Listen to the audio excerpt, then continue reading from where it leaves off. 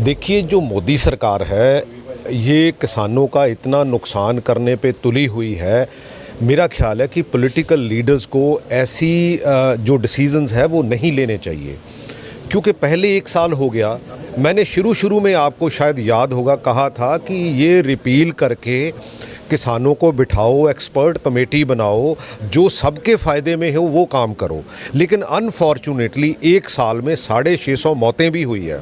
और उसके बाद जब कैप्टन अमरिंदर सिंह, पहले ये सीसीएल लिमिट भी क्लियर होगी, सारा कुछ क्लियर हो गया, लेकिन जब कैप्टन अमरिंदर सिंह मिल के आए हैं मोदी जी को और अमित शाह जी को, उसके बाद ये चिट्ठी इशू हुई है।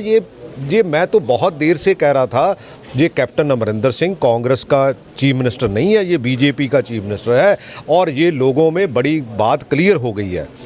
और अभी भी कुछ लोग अगर उनकी सपोर्ट करना चाहते हैं तो करें, जो पंजाब की फेवर में है वो इधर की बात करें, जो पंजाब की फेवर में नहीं है वो उधर की बात करें। आपने कहा कि जैसे चिट्ठी इशू की है सेंट्रल गवर्नमेंट ने, बीजेपी की सरकार ने, तो बीजेपी लीडर सही तो ठीक है उनका घर घेरना, लेकिन कांग्रेस की विधायकों और नहीं, देखो, हम शुरू से लेके, चाहे इंडिविजुअली हूँ चाहे आज मैं मंत्री हूँ, लेकिन हमने किसानों का साथ दिया है और देते रहेंगे। लेकिन मेरा ख्याल है कि हमें ऐसे काम नहीं करने चाहिए जिससे काम में बाधा पड़े, क्योंकि हम तो उनके साथ हैं।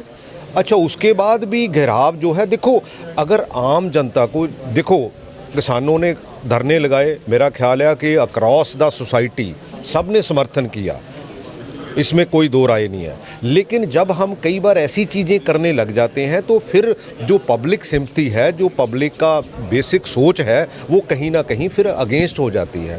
भाई, सारा पंजाब कोई कलाकार नहीं रहा, कोई स्पोर्ट्स नहीं रहा, कोई क्रॉस द पार्टी नहीं रहा, कोई जात नहीं रही, तो फिर हमें काम तो, क्योंकि उससे नुकसान होता है, हमारा जो नुकसान होता है वो पंजाब का ही होता है, इंडिविजुअली किसी का नहीं होता। लेकिन पंजाब का जो फाइनेंशियल नुकसान होगा, तो मेरा ख्याल ऐसा काम हमें नहीं करना चाहिए। तो ऐसा क्यों धान की फसल को 10 दिन लेट कर दिया गया केंद्र सरकार द्वारा? फिर आपके जो राजा वड़िंग हैं, आशु मंत्री हैं, उनका बयान आया है कि जो धान की फसल है वो भी 10 दिन ही खरीदी जाएगी। नहीं, लेकिन ये तो किसान मोर्चा द्वारा ये कॉल दी गई कि बीजेपी के, देखो, हमारे फूड मिनिस्टर हैं, देखो, सीसीएल लिमिट के साथ ही, जितनी मेरे को पता है, उसके साथ ही एक चिट्ठी आ गई कि ये 10 दिन अभी नहीं खरीदेंगे। तो बेसिकली जो हम प्रोक्योर करते हैं वो तो गवर्नमेंट की, सेंट्रल गवर्नमेंट की एजेंसीज़ के लिए करते हैं, तो इसलिए ये सेंट्रल गवर्नमेंट का जो भी कम्युनिकेशन होता है वो हमें करना पड़ता है, हमारे ऊपर बाइंडिंग है।